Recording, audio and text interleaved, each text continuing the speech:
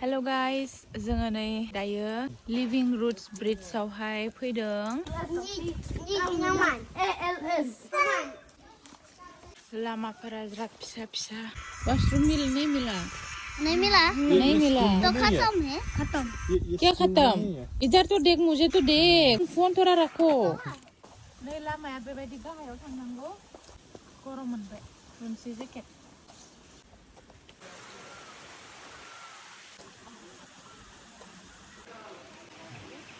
फैखांबाय जोङो नै थांनायावथ' बिराद गोरलैमोन बाट फैनायाव एसे मेंबाय आरोना बांद्रायबो मेङाखै एसे बांद्रायबो गोजान नंखाया नालाय एसे ल'खासो ट्रेक खालामखानांगौ। आयौ गामि बायदि फिसा फिसा जा किउट आरोना गामि न'फोरा फिसा फिसा लामाफोरा नै पाक्का रड गोजा फिसा फिसा नै बिबारबो दं।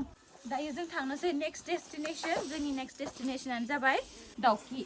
थ' टिल देन आइल C you in the next मिनि ब्लग अफ दाउकि।